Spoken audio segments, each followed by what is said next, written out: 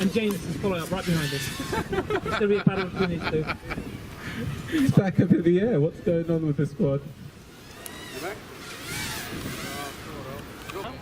Okay, I've managed to catch up with Raj from Align T-Rex UK, and he's going to introduce himself and tell us what he gets up to. Alright, so I'm Raj from Align T-Rex UK. We have been primarily in this country running helicopters for about 6 years, and we've also transitioned into drones themselves.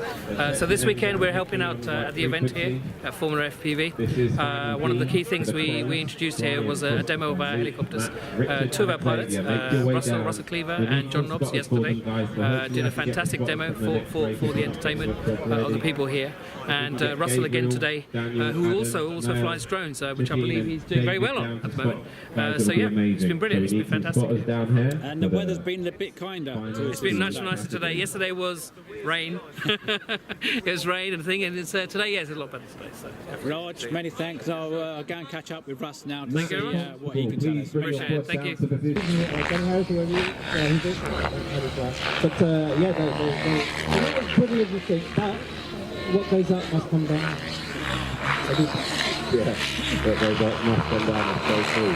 So is he flying 3D now? Is that what that's called? He's 3D flying? Yeah, so this is Design Gravity, you might call it, a helicopter that can fly in every direction through a knife edge. So it's not normally possible on the real thing, but there is one model. See if it is the real thing. The batteries in there can shift 250 amps, 44 volts, and the motors are like 12,000 kilowatts, so they're quite heavy. Absolutely amazing. Can we get a round of applause for Russell, please? I can do that, Russell. Hashtag just saying. Really joking.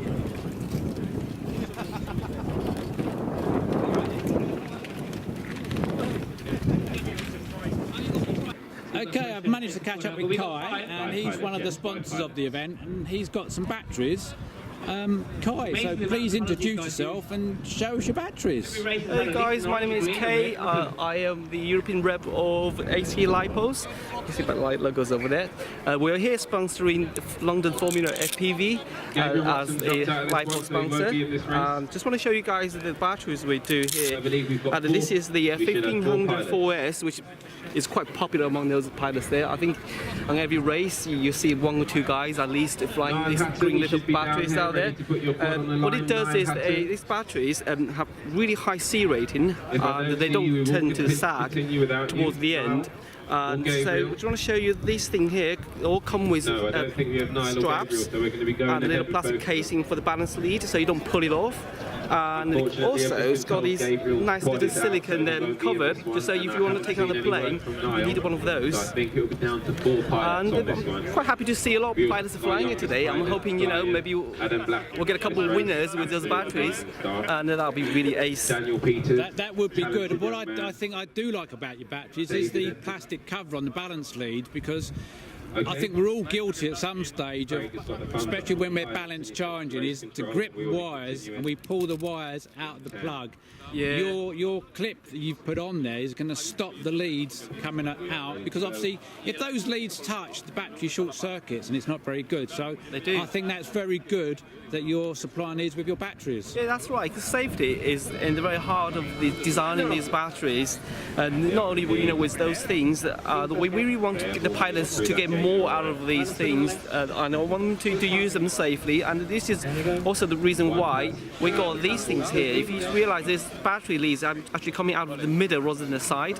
The reason we do that is because we realise a lot of leads coming out the side tend to break the casing. So we put this one in the middle, so you can see that it will never, however you flex it, however you move it, it will not break the plastic cover. And by doing so, we also don't have to put a glue between each cells to keep them together in case these things fail. So that reduces the weight and helps with the heat ventilation. And I think you can see some result here of this design, and someone's going to win this game. I hope so. Well, I hope they win with your batteries. Many thanks for your time. You're welcome. Okay, I've just managed to catch up with Ray from dronesimulations.co.uk, and he's going to tell us about what looks like a stunning simulator. Yeah, hi, yeah. Well, here at Formula FPV this weekend, we've got our multi-pilot simulation system set up. So this is our Pro version. We've got 3 pilot stations and race control, so we can have a number of pilots all racing together here. But essentially the software is the same as the personal edition that you can buy and purchase and run on your own home PCs. The simulator itself is used by and flown by many of the pilots here this weekend. They're actually having a good time, slightly windy, but having some good flying.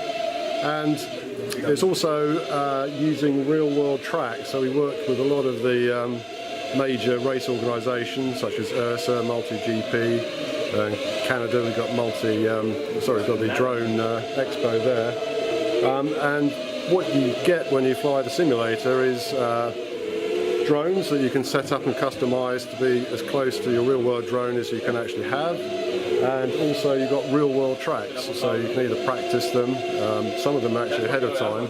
Western Park, people could fly on the simulator and get a little bit more of the experience and then go and fly it for real. We actually do, although there's this big debate at the moment about should tracks be made available before the actual event, we certainly believe that giving pilots experience with a track gives them more familiarity and much closer racing on the day. So that's our attack.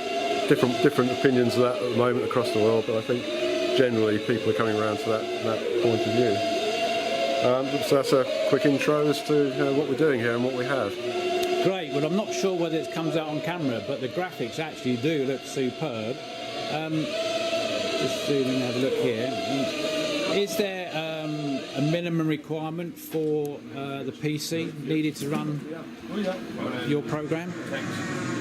We're trying not to be too demanding. Essentially, if you've got a moderately powerful processor in your PC, something like a Intel i5, you're going to be okay. It uses the latest DirectX 10, DirectX 11, so you do need a reasonably good graphics card, but it doesn't have to be too expensive, just a little bit more modern. We actually, in terms of cards, in these Windows, we haven't got the Mac version out yet, but you can run it on the Mac in boot camp. Some people are already doing that. The NVIDIA 750 sort of range of cards, TI is good, but we actually recommend the 960 as the best value for money point. So if you've got a reasonable performance gaming machine, you should be all right. But we do offer a full sort of backup service, so if you actually do take on the sim and find you've got problems with your PC, we'll try and sort it out for you, and if we can't, we'll obviously give you a refund. But that happens very rarely at the moment. Well, I think everyone should have a go. There you go, money back guarantee. What can go wrong? Many thanks for that. Okay, you're welcome. This event just gets even better. It's great bumping into the people you speak on Facebook. I bumped into Thomas, and he's the inventor and distributor of the Raggy frame, so he's now going to tell us about his superb, durable frames. Hi everyone, this is Raggy Frames. I'm sure you've seen us on Facebook. We've done a lot of social media, pushing on social media, so you've probably seen us. We've got the 200H frame, and we've also got the WBX frame, which is, I would imagine you've seen on Rotor Riot very recently. We've just had and we've just launched this product in two new colours. We've got the blue, and we've got the red, and we've got the yellow, we've got white and black and white. And we're trying to hit the market with an HDPE frame, which is a very durable frame. It's very impact resistant. I found that it's generally props that you're kind of changing on those crash incidents. We've built the protection on the frame to create a protective area for your components, which then protect in crashes. We've also got the engine or the motor protection in there, like similar frames. And what we're trying to do is we're trying to hit that. We've got a 4-inch frame for sort of your more indoor car parky winter English weather frames. And we've got the 5-inch frame, which is more your racing frame. We start off with the basic frames, which are the 200H and the WBX, but we're currently bringing out carbon grade upgrades, which allow you to bring and reduce weight down and make it into a more of a racing spec frame. So it brings the weight down from 145 with the WBX down to 104 grams. And yeah, that gives us the opportunity to hopefully get into some race events and start seeing our frames in these race events. Thomas, can I just ask you, what about the components that go with your frame? Are you tied to any one component or layout? No, we're very flexible in there. We've got an open space in here.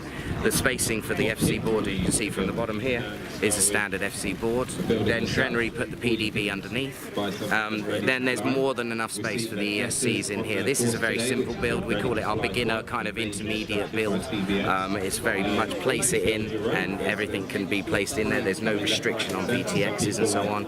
Generally the one restriction is your RX, and that would be you're looking for a streamlined, smaller RX. But with the WBX here, we're looking at more of a stand-up frame. I'm sure you've seen pictures of it. You're obviously having to plan the routing of cables a little bit more with the WBX. It's not the easiest of builds, but I think for a person that's built 1 or 2 quads, it's actually very simple for them. You just got to. We wanted to bring a bit of more pilot knowledge into this, and them have a bit more say in how they lay out the components. So within our frame, we've got 3 locations you can put the flight controller, and you can stack it in different arrangements. And I would like to see. I have seen more than 4 different ways of building our frames. So there's no given rule on how the frames are actually constructed or how the components are laid out within, should I say. Thomas, that's great. I'm glad I bumped into you at the Formula FPV 2016, and I hope you enjoy the rest of the show. Thank you very much indeed.